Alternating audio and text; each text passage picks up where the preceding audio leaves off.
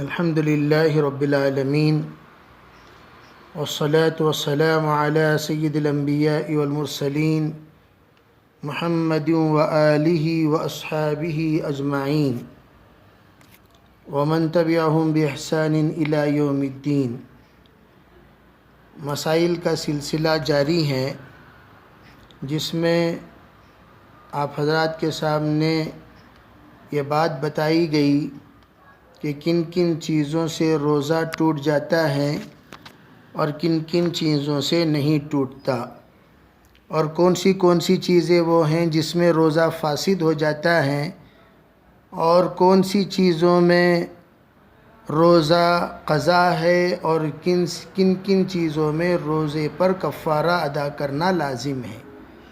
من جملہ انہی میں سے ایک بات یہ ہے، اگر کوئی شخص سرما تیل ڈالے یا سرما لگائے تو اس سے روزے پر کوئی فرق نہیں پڑتا، روزہ باقی رہتا ہے، فاسد نہیں ہوگا۔ ہاں البتہ آپ اگر تیل ڈال رہے ہیں ایسی جگہ پر جہاں سے معدے کو پہنچنے کا اندیشہ ہے، اندرونی حصے میں آپ نے تیل ڈالا لیکن معدے تک نہیں پہنچا بلکہ وہ باہر کے حصے میں ہی رہ گیا تو روزہ فاسد نہیں ہوگا، اور نہ ہی روزے پر کوئی اثر پڑتا ہے۔ جیسے ایکسٹرنل یوز کہتے ہیں، ایکسٹرنل یوز میں اگر کوئی بندہ تیل لگا رہا ہے تو اس سے روزے پر کوئی فرق ہونے والا نہیں ہے۔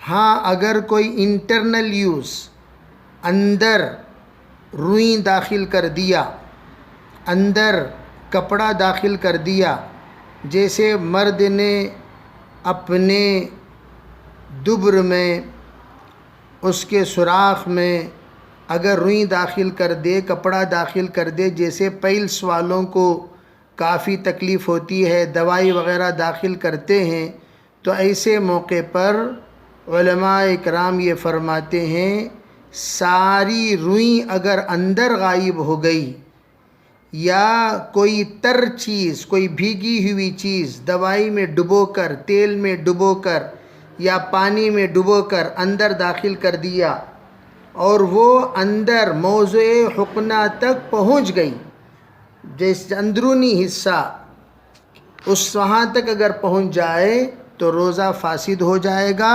صرف قضا کرنا لازم ہوگا، واجب ہوگا۔ اسی طرح اگر کوئی مرد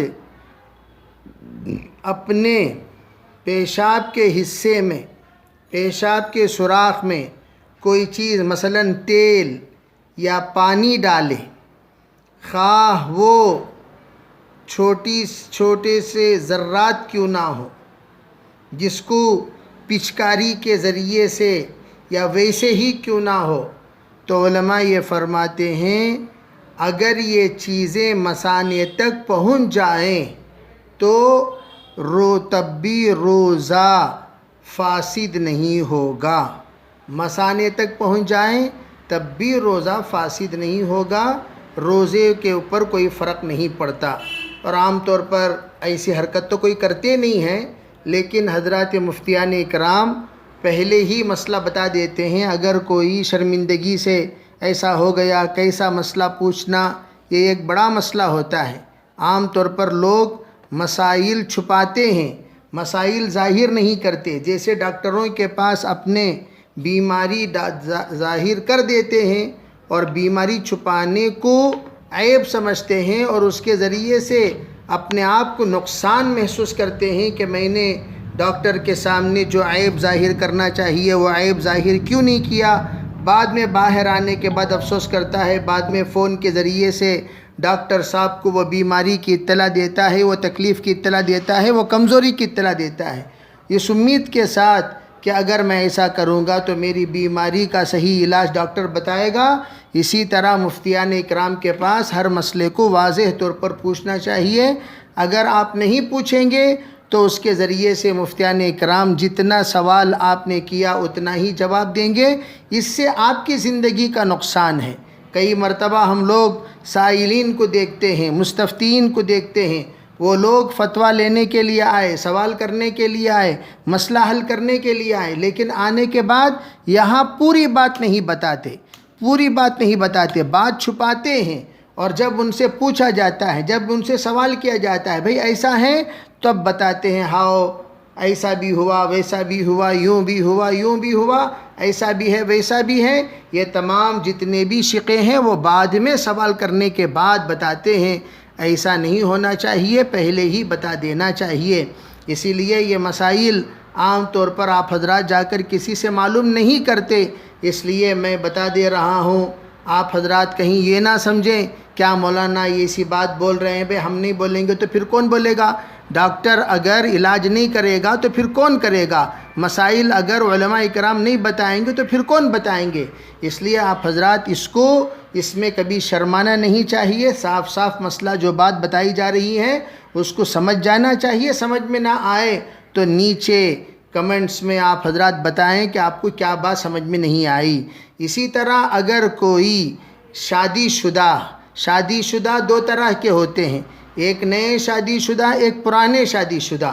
حضور اقدس صلی اللہ علیہ وسلم کے پاس ایک صحابی آئے، انہوں نے سوال کیا اللہ کے رسول کیا میں روزے کی حالت میں اور میری بیوی ایک ہی بستر میں لیٹ سکتے ہیں؟ آپ نے اجازت مرحمت فرما دی.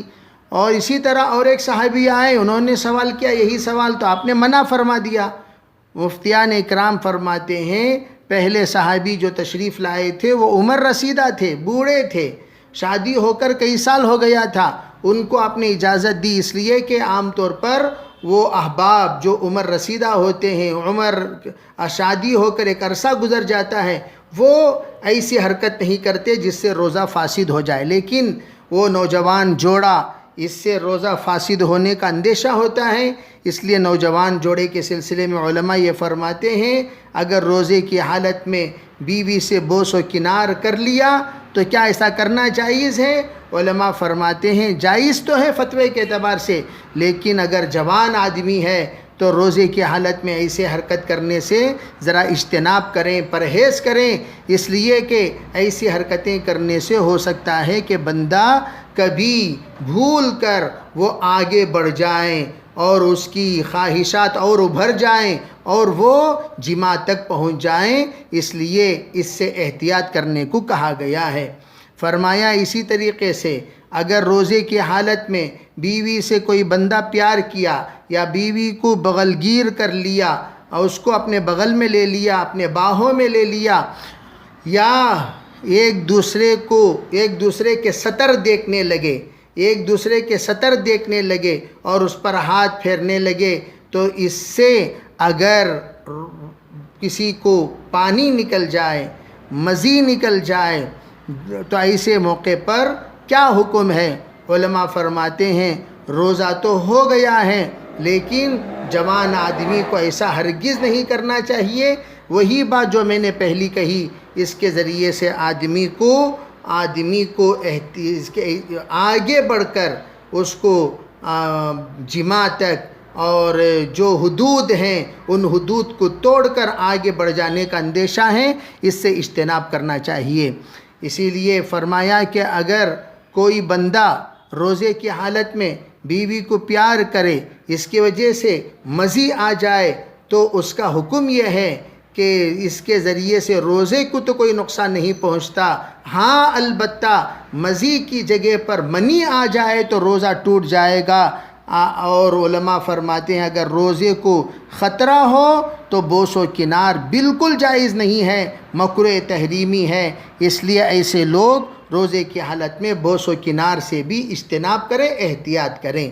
اسی طرح آگے بھی مسئلہ سنیے. محض دیکھنے سے، خیال کرنے سے کسی بندے کو اندر کا مادہ نکل جائے، منی کا اخراج ہو جائے، فرمایا وہ غیر ارادی طور پر کیوں نہ ہو، اس کے ذریعے سے روزہ نہیں ٹوٹتا.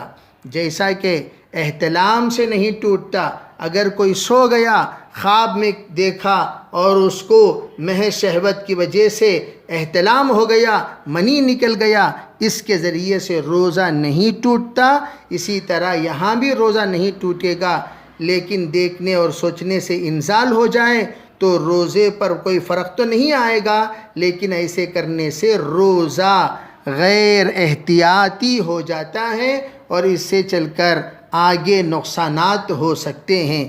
اسی طرح فرمایا سونے کی حالت میں منی کے خارج ہونے سے، جس کو احتلام کہتے ہیں، اگرچہ بغیر غسل کیے کہ روزہ رکھے روزہ فاسد نہیں ہوگا، لیکن فوراً غسل کر لینا چاہیے تاکہ فرشتوں کی لعنت سے بندہ محفوظ رہے۔ اسی طرح اگر کسی عورت کے خاص حصے کو دیکھنے سے، صرف کسی بات کا دل میں خیال کرنے سے منی خارج ہو جائے تب بھی روزہ فاسد نہیں ہوگا، بس روزہ مکروہ ہو جاتا ہے۔ مکروہ کیا مطلب؟ ناپسندیدگی والا، اس نے ایسی حرکت کی جس کے ناپسندیدگی والی ایسی حرکت کی جس کے ذریعے سے روزے کے اندر کا احتیاط ختم ہو جاتا ہے۔